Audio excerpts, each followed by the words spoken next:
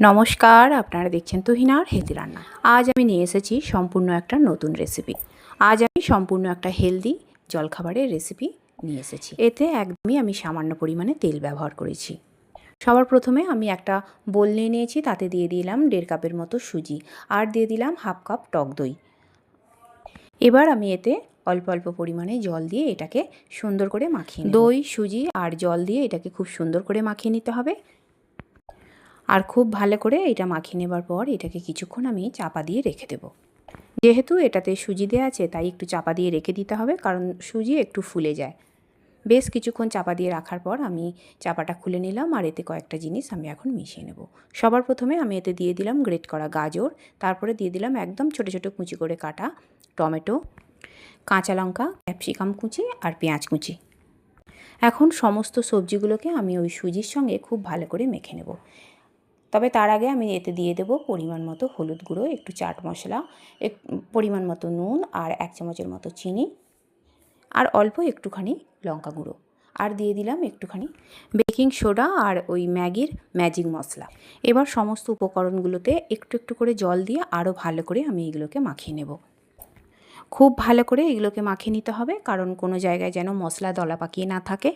আর প্রয়োজন মতো দিতে হবে একটু একটু করে জল, কারণ অনেক বেশি জল একবারে দিয়ে দিলে এটা পাতলা হয়ে যেতে পারে, তাই অল্প অল্প জল দিয়ে এটাকে তৈরি করে নিতে হবে।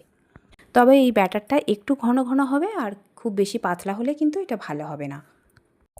এখন আমার এই ব্যাটারটা বেশ সুন্দর করে তৈরি করা হয়ে গেছে। এবার একে 10 মিনিটের জন্য আমি চাপা দিয়ে রেখে দেবো। এইদিকে আমি গ্যাসে ফ্রাই প্যান বসিয়ে দিয়েছি, আর ফ্রাই প্যানটা গরম হলে এতে দিয়ে দিলাম অল্প একটুখানি সাদা তেল।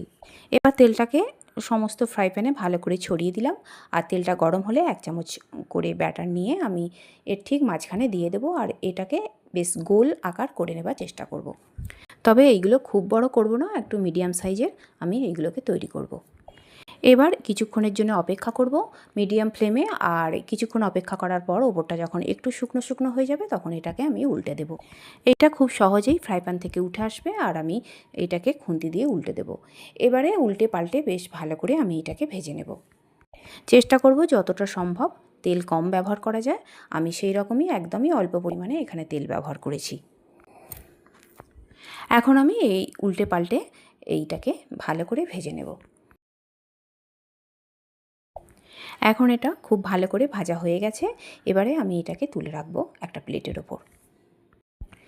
এইটা তুলে রাখার পর আমি আবারও ফ্রাই প্যানে একটুখানি তেল দিয়ে দিলাম, একদমই সামান্য পরিমাণে তেল, আর তেলটাকে ছড়িয়ে নিলাম ফ্রাই প্যানে। আর তারপর আমি দিয়ে দিলাম ঠিক এর মাঝখানে 1 হাতা ব্যাটার। তারপর এটাকে একটা গোল আকার দেওয়ার চেষ্টা করব, যতটা পারা যায় এটাকে গোল আকার করলেই দেখতে সুন্দর হবে, তাই এটাকে একটু গোল আকার করে নিলাম। কিছুক্ষণ অপেক্ষা করার পর এবার একটা খুন্তি দিয়ে এটাকে উল্টে দেবো।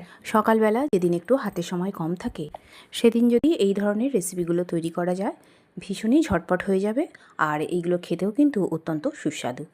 আর এইগুলো ছেলে মেয়েদের টিফিনেও কিন্তু অনায়াসে দিয়ে দেওয়া যাবে একটু টমেটো সসের সঙ্গে। তারা কিন্তু খুব খুশি হয়ে টিফিন ফাঁকা করে নিয়ে আসবে। আর এই ধরনের রেসিপিগুলো খুবই হেলদি হবে, কারণ যেহেতু এগুলো খুবই অল্প তেলে তৈরি করা যায়। এছাড়া সুজি দিয়ে তৈরি যে কোনো রেসিপি ভীষণই স্বাস্থ্যকর হয়।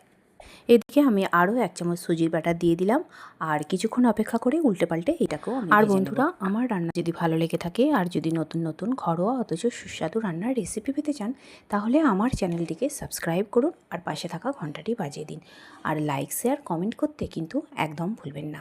তৈরি হয়ে গেল আমার দুর্দান্ত স্বাদের সুজির চিল্লা। তাহলে বন্ধুরা, আপনারাও বাড়িতে তৈরি করে নিন ঝটপট এই সুজির চিলা। আর আমার রান্নাটি দেখার জন্য সকল বন্ধুদের জানাই ধন্যবাদ। ভালো থাকবেন।